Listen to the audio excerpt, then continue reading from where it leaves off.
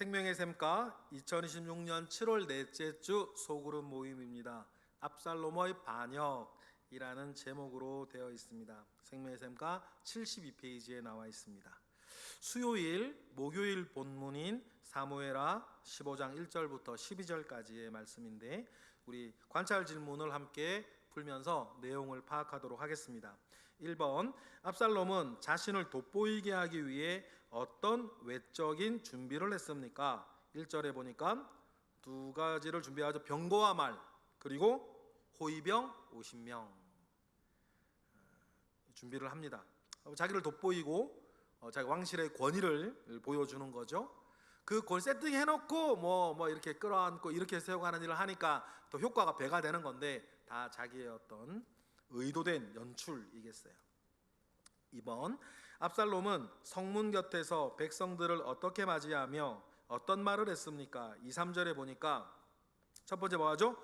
출신을 물어요. 두 번째 어떤 말을 하죠? 뱀의 혀같이 왕은 너의 송사를 위한 재판관을 세우지 않았다. 그 이야기를 하는 거예요. 자기는 아침 일찍 나와서 자기는 되게 부지런하고 친근하게 너희 형제고 왕과는 달리 너희들의 문제들에 대해서 관심을 많이 가지고 있는데 왕실의 권위도 가지고 있어.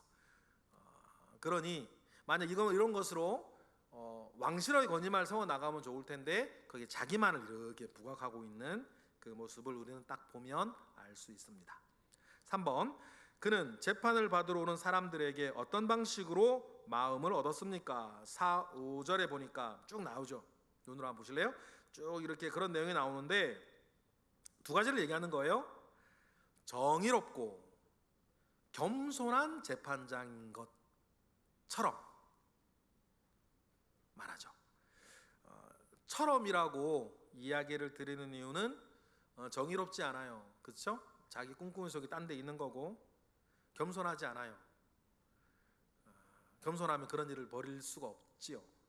겸손이 전부 다였다면 이 상황 안에서만 생각해도 말들과 병거와 호위병 50명 데리고 하지 않겠죠.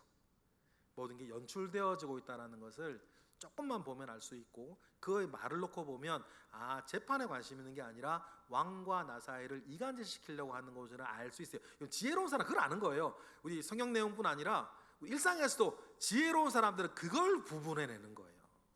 그래서 나로 하여금 악한 길로 가지 않도록 내 마음이 가지 않도록 하는 거예요. 여러분 그런 중심들을 우리가 잘 잡아 나갔으면 좋겠어요. 4번, 이러한 행동을 통해 압살롬은 무엇을 훔쳤습니까? 6절에 보니까 이스라엘의 마음을 훔쳤다. 이스라엘의 마음을 훔쳤어요. 내일 이렇게 본문 보면요, 그 압살롬이 반역을 헤브론에서 일으키는데 많은 사람들은요 어떤 일이 일어나고 있는지도 모르면서 압살롬 뒤를 따라가요. 그런 것들이 막 벌어질 정도였어요. 5번, 압살롬은 반역을 실행하기 위해 어디로 가며 어떤 계획을 세웠습니까? 7절에서 12절을 보니까 어디로 가냐면 헤브론으로 가요. 어떤 계획을 세우냐면 거기서 자기가 왕인 것을 선포해요. 헤브론은 압살롬에겐 굉장히 전략적인 지역이에요. 압살롬은 고향이 헤브론이죠. 그리고 다윗이 수도를 헤브론에서 예루살렘으로 옮겼어요. 그럼 헤브론 사람들은 어떤 자초지종은 영적인 그런 것도 잘 모르니까 섭섭하겠죠. 거기가 고향인 압살롬이 가서 그들의 왕을 선포하니까 일은 더 되는 이 전략적 굉장히 압살롬이요 굉장히 전략적인 사람이에요. 이런 지혜와 능력을 옳은 데 썼으면 얼마나 좋았을까. 너무너무 또 아까운 사람 중에 한 사람이 압살롬이 아닌가 싶어요. 적용과 나눔으로 가겠습니다. 적용과 나눔으로 가면 1번하고 2번은요 결이 비슷한 내용이라 함께 해주셔도 될 것 같아요. 1번 먼저 읽어보면 압살롬은 병거와 말, 호위병을 두어 자신을 높이고 사람들에게 잘 보이려고 했습니다. 당신은 사람들에게 인정받거나 자신을 드러내기 위해 노력했던 경험이 있습니까? 그 동기는 무엇입니까? 이런 부분이 있고, 2번도 같은 비슷한 내용인데 같이 하면 압살롬은 사람들의 어려움을 공감하는 척하며 실제로는 자신의 목적을 위해 그들의 마음을 얻었습니다. 당신은 누군가의 마음을 얻기 위해 진심 아닌 태도를 보인 적이 있습니까? 하나님은 그 모습을 어떻게 보실까? 그런 부분들인데 1, 2번은 함께 하면서 다른 목적을 가지고 다른 사람이나 다른 곳에서 그런 어떤 경험들이 있는가, 그 진심 아닌 그런 경험들이 있는가를 해보시고 이런 것들에 지금 와서 보니까 어떻게 생각되어지는지 자기 이야기를 하는 거예요. 이렇게 하는 이유들이 있죠. 업무적으로 그럴 때가 있고, 또 뭔가 엮이기 싫어서 뭐 그럴 때도 있고, 무언가 그 사람의 마음을 좀 얻고 잘 보이기 위해서 뭐 그럴 수도 있고, 이런 게 되게 많아요. 그런데 이제 우리가 좀 삶이 좀 복잡한 게 예의와 배려의 측면에서 우리가 이렇게 할 때가 있거든요. 그렇죠? 뭐 당장 뭐 예를 들어 여러분 상견례를 하면 거기서 뭐 예의와 배려의 측면에서 얼마든지 그렇게 할 수 있어요. 또 반면에 거짓과 욕심 가운데에서 그렇게 할 때도 있어요. 그런 류의 이야기를 말하는 거예요.